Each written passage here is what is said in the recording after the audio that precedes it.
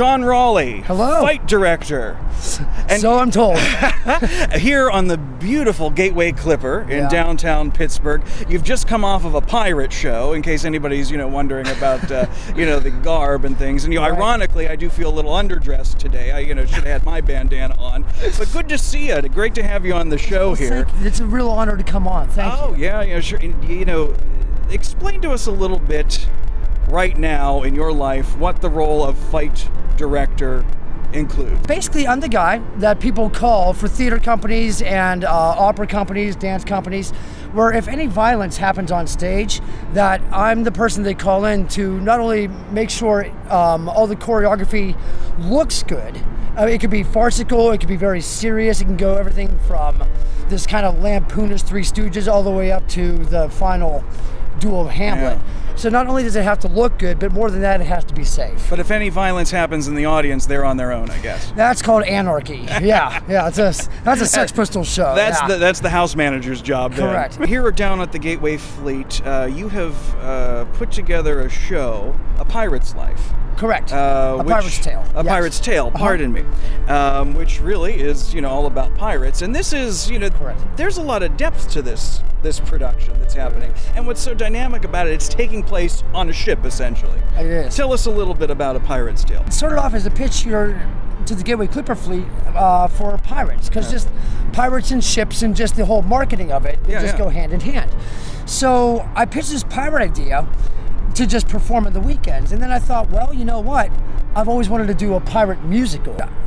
So I wrote this show, and then once I wrote it, I pitched it to the Gateway Clipper Fleet, and they loved it. Absolutely loved it.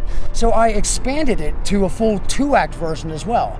So what we're doing here on the Gateway Clipper is the 1-act version, and then hopefully the 2-act version will just be developed, and maybe someday it'll be performed here. If not, we'll see where the future takes it. Pirates seem to be really in right now. They are. What is it about pirates that you find really appealing?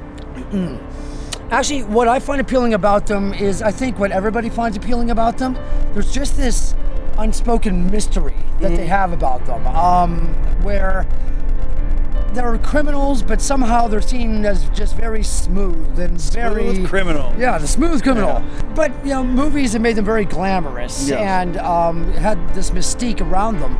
So my appeal to them is just basically what everyone's appeal is to them. And of course, the Disney franchise just reinforced the whole thing about piracy.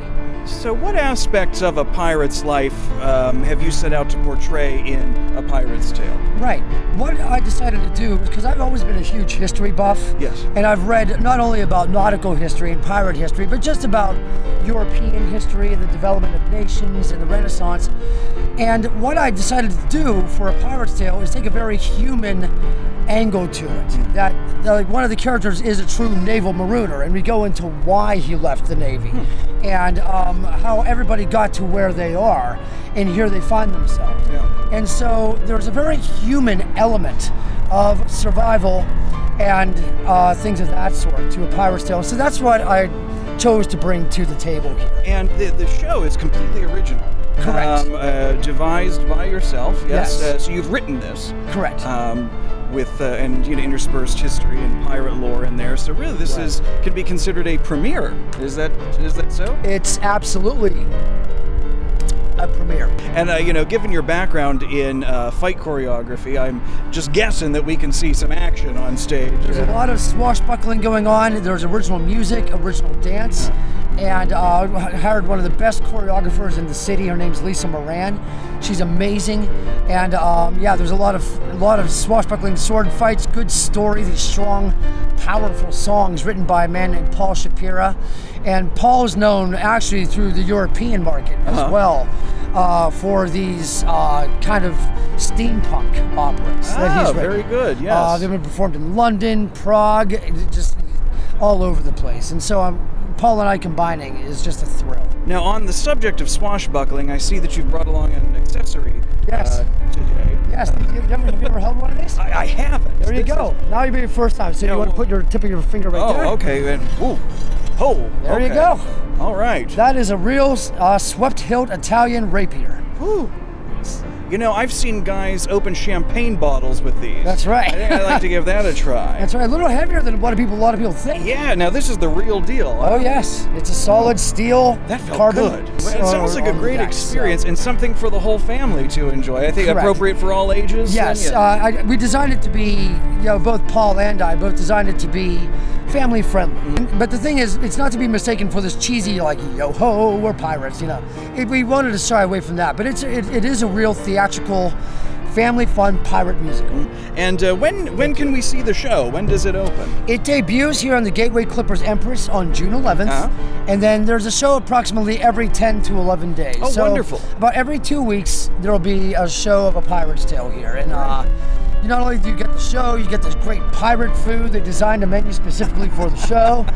We're going to be doing some entertaining on the dock prior to the show, so the audience hopefully will just be submerged into our world. An immersive experience. Exactly. Can I drink rum from a barrel? That's really what I want to know. Well, yeah. I teach at the Lincoln Park Performing Arts High School. That's about to wrap up. I teach all 4 levels of stage movement as well as their fight director at the school. I'm the resident pirate here on the weekends. Resident pirate. Yeah. Do you have? Please tell me you've got that on a business card. That would be. I don't. It's on the website. It's on the Gateway Clippers website. Resident pirate. And yeah, I'm the resident pirate. And honest to God, I mean, ever since I went to Las Vegas, my goal was to be a professional pirate. And I went to stunt school for this. I studied years of theater, history, all with the aim, quite honestly, to become a professional pirate. Well, this is it. You've made it.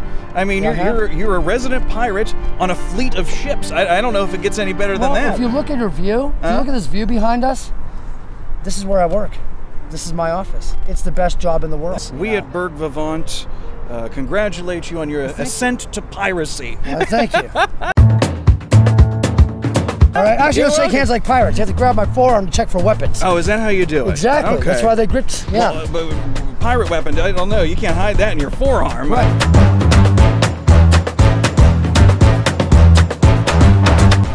Now, I know pirates typically are involved a little bit more in rum. You know? So this might be a different speed for you. It is. Wow.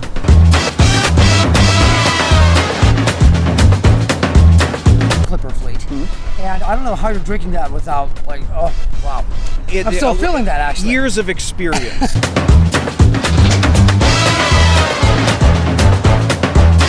Yeah, along with that, you notice, you know, thankfully it's a large shot, but I got a little bit of a nick the other day.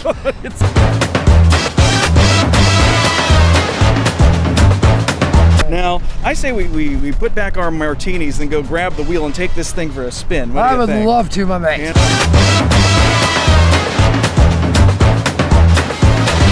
I'm kind of in the mood to go plunder something right now.